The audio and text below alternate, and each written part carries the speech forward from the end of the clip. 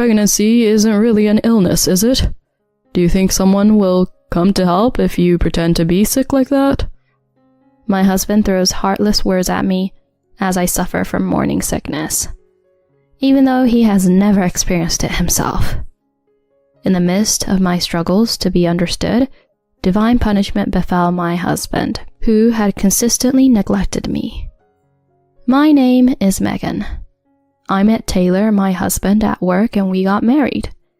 He is an office worker who continues to work without retiring. In the 3rd year of marriage, finally I became pregnant with our long-awaited first child. On the day I found out about the pregnancy, I promptly informed my husband. Taylor, we're going to be parents. Upon hearing this, my husband's eyes widened.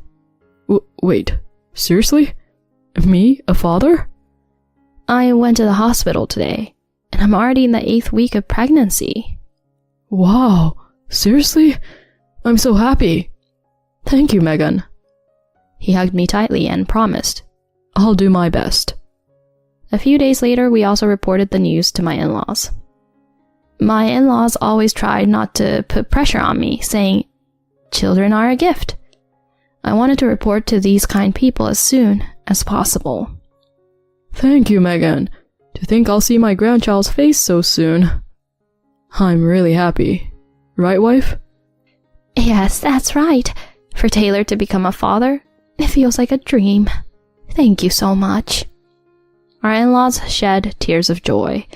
My mother-in-law, who had given birth, was especially concerned about my body on a regular basis, asking me if my body was fine. A kind husband and wonderful in-laws. I'm sure we'll live happily ever after.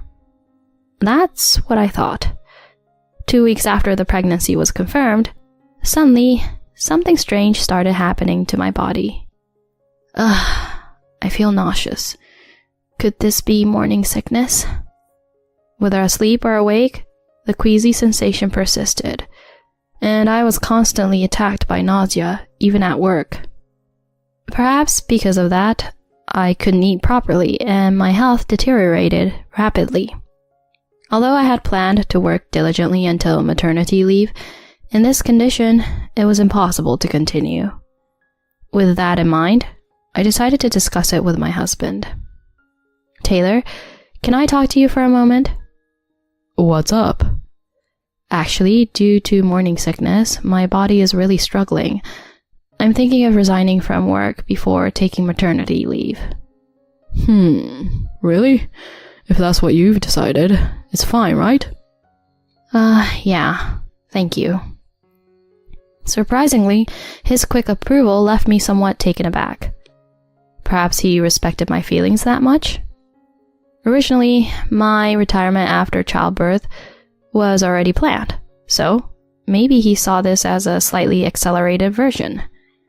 Since my parents' health was not good, and they lived far away, there were no plans for me to return home for childbirth. Although there were anxieties about the first childbirth, I believed that with my husband by my side, we could overcome anything. So I spent my days thinking that way. 1 month later, it took time for the handover, but I successfully resigned from my job. Now all that was left was to live a relaxed life until childbirth. However, my health didn't improve at all. At first, I tried to do as much housework as possible, but as my belly grew, even that became challenging. Taylor, sorry. Starting tomorrow, is it okay if we just have bread for breakfast? When I asked my husband this, he turned around with a surprised expression. Huh? Why? I give you money for living expenses, right? No, it's not about the household budget. It's just that morning sickness is really taking a toll on me. Waking up in the morning is really tough. I'll buy the bread, so you can have it as you like. So you mean I have to prepare it myself? Huh? You want to take your time in the morning, so I prepare it myself, eat, and go to work. Is that it? It's not like that at all. I can't believe this. I'm working hard every day to provide for both of us. And now, you've become a housewife, thinking you don't have to handle the housework." Saying that, my husband left the living room. Why? Why did he speak like that? I didn't choose to be in this situation willingly. I'm enduring these difficult days to raise our baby. Suppressing emotions with nowhere to go, I cried alone. I tried to convince myself that someday things would get better, even if it felt forced. Time passed, and I finally entered the 9th month of pregnancy. In the midst of swelling emotions, I desperately continued to manage the household chores. "Sorry, Taylor, can you take out the trash today?" One morning, I called out to my husband as he was leaving for work. "Huh? Isn't taking out the trash something you always do yourself?" "Yes, but today's trash is really heavy. My stomach has been aching since the morning, and it's tough today.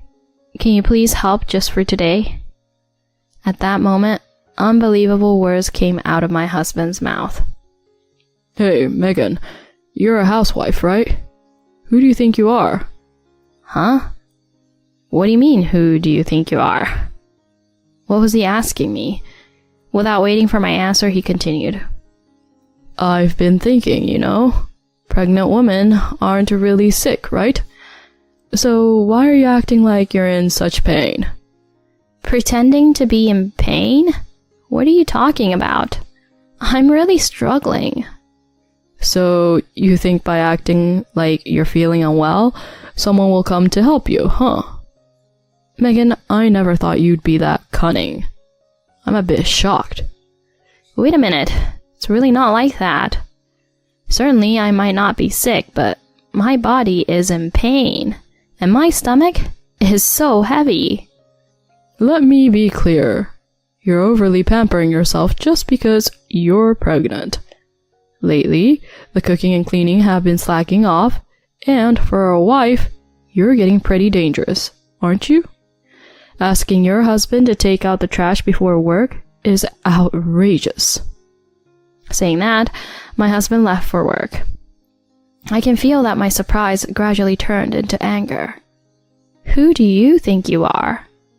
I'm raising our child in my stomach, you know. I'm not asking for sympathy, but couldn't there be a little consideration?" With this incident, I stopped relying on my husband. Even though there was a concern about something happening to our unborn child, I thought it was better than arguing with my husband and feeling uncomfortable. Afterwards, I managed the household chores to the extent that it was reasonable, and a month later I safely gave birth to our daughter. Our newborn daughter was truly adorable, enough to make the pain of childbirth disappear. Even though my husband didn't help at all during the pregnancy, he did show affection towards our daughter. But he truly only dotes. He never changes diapers, feeds milk, or soothes her when she cries. There. Melissa is so cute. Ah, she smiled. You're just like me. You've got the most adorable eyes in the world." Huh? She feels like crying for some reason. Hey, Megan, let me pass her." When our daughter is in a good mood, he holds her, dotes on her, and if she starts fussing, he hands her over to me. He pays no attention, even when I'm doing housework. By having our daughter handed over to me according to my husband's convenience, the efficiency of housework is deteriorating rapidly. On top of that, due to feeding every 3 hours, I can hardly get a decent sleep. While awake, I'm always in a daze, using up my energy similar to when I was pregnant. One day, something happened. Even on this day, while nursing our daughter, I was about to enter the bedroom when I received a message on my smartphone saying, "Come here for a moment." Come here for a moment? And it's not the next room. I'm struggling with sleep deprivation and a headache, diligently nursing, and despite all that, feeling frustrated in my mind, without waiting for my response, a message arrived stating, "Quickly." Taking advantage of the moment when our daughter fell asleep, I headed to the room next door where my husband was. When I opened the door, my husband was wrapped up in a blanket on the bed. As soon as he saw my face, he grimaced and said, "You know, my head hurts. Bring some water." "Isn't it because you were drinking late last night?" I sighed in disgust, and my husband retorted in an irritated voice. "Are you trying to say it's a hangover?" "That's not it.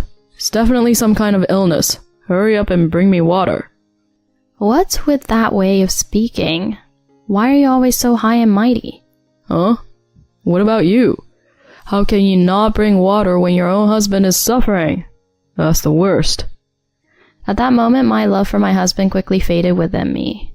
This is ridiculous, using me only when you're in pain.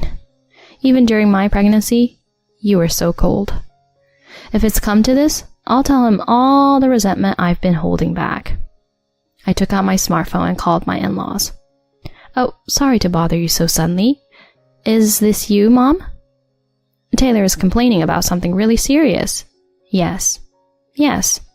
He's making a fuss about being sick. Can you come over?" My husband looked at me with a confused expression. After hanging up the phone, I said to my husband, "Your parents are coming over now." Calling my parents as being so dramatic. Dramatic? You're the one who made a fuss about being sick, right? Even so, there's no need for the parents to come. I just wanted you to bring me water. If you wanted water, couldn't you have done it yourself? What's with that way of talking? Who do you think you are? Who do you think you are? That's my line. Suddenly raising my voice, my husband flinched. Don't shout like that. It echoes in my head, you know? So what? You never cared for me when I was in pain. Why do I have to care for you when you're in pain? Isn't that fair? Well, I won't let you forget it. During morning sickness, you ignored me, even though I asked for a little help. To make matters worse, you insulted me with, "Who do you think you are?" even though you're a housewife. No, that is... You're the one acting high and mighty. I've been desperately raising your child in my womb for 10 months. Calm down, Megan. Pregnancy is over, right? There's no use barking back now. Smirking, my husband continued to stare at me. It's over? Who said it was over? Who said it was only during pregnancy? Huh? Even after Melissa was born, right? As usual, you don't help with housework, and you leave Melissa's care to me.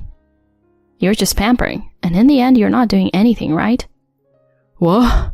That's not true, is it? I properly take care of Melissa. Properly what? You'd like to say that you're taking care of your child, but all you're doing is giving Melissa a little attention when she's in a good mood. When she is about to cry, you push her to me, and you don't do anything with diapers or milk. Where's the childcare in that? Tell me, okay? Well, that is... As I confronted my silent husband, the doorbell rang. When I opened the door, my concerned parents-in-laws were standing there.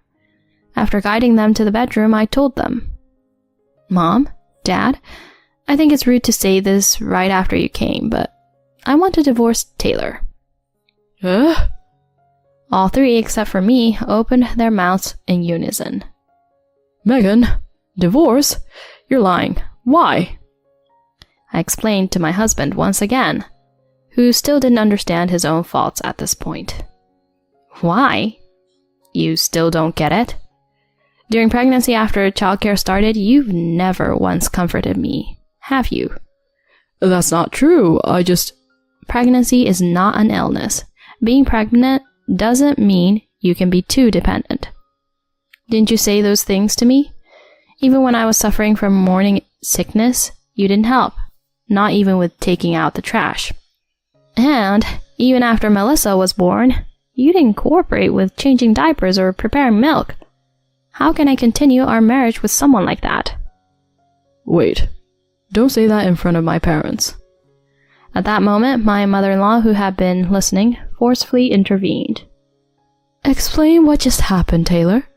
What Megan just said, is it true? Well, that is... Answer clearly. Did you really say such a horrible thing to Megan when she was pregnant? Like pregnant women are being too dependent? No, it's not like that. Megan pretends to be sick on purpose. Pretending to be sick? There's individual variation in pregnancy symptoms, and some people suffer so much that they can't help it. Do you understand that? I know about morning sickness, but isn't it strange not to be able to do housework? Just as he was about to desperately argue back, my father-in-law, who had been silent until then, muttered, "Disgusting." My mother-in-law started wincing and shaking, and she started cutting in on my husband, who was always making excuses. "Why don't you cut it out? You are so arrogant, even though you haven't experienced it yourself. Do you even understand how childbirth is a life-threatening act?" My husband, who probably didn't expect to be scolded so much by his own mother, remained frozen with his mouth open. Despite this, my mother-in-law continued without mercy. "How can you behave like that toward Megan, who carried your child for almost a year? As a mother, I'm embarrassed for you. I can't believe that she gave birth to such a beautiful daughter, but you've never even fed her, let alone changed her diaper. That's a disqualification as a father." Mom, wait. I won't wait for you. You're the one who made Megan wait all this time, aren't you? If Megan wishes for a divorce, have the decency to listen for once, you foolish son. With the final blow from his mother, my husband finally gave in. I then went to get the divorce papers and had my husband sign them in front of my in-laws. Thus ended my married life. After the divorce was finalized, I had to return to my parents' home. When I left, my in-laws bowed to me repeatedly. "Megan, my stupid son, I'm so sorry." "I know an apology won't make it go away, but I'm sorry, I really am." "Dad, Mom, please raise your heads. I can't thank you both enough for being so good to me, and I'm sorry it had to turn out this way." "No, it's okay. I think this is better for you, Megan and Melissa." "That's right. You can always come back and see us again when you feel like it." "Yes, of course. Thank you for all your help." After expressing my gratitude for the last time, I parted ways with my in-laws. Even now, after some time has passed since the divorce, I'm still in contact with my in-laws. It seems that my in-laws have no contact with my ex-husband either. Since my ex-husband and I got married through work, when the reason for the divorce spread within the company, he became an outcast in no time. Taylor apparently didn't help at all with childcare, and his wife got fed up. "Even before that, it seems he didn't do anything during pregnancy, you know." He was striking poses like, "I'm a hands-on dad, though." "Huh? Really? No wonder she left him." In this awkward atmosphere, my ex-husband reluctantly continues his job. Well, he probably doesn't have the option to quit his job. After all, he has to keep paying child support until our daughter reaches adulthood. Although it means taking away a father figure from our daughter, I don't regret it. I'm sure Melissa will understand when she grows up. From now on, I plan to raise our daughter well with the help of both parents.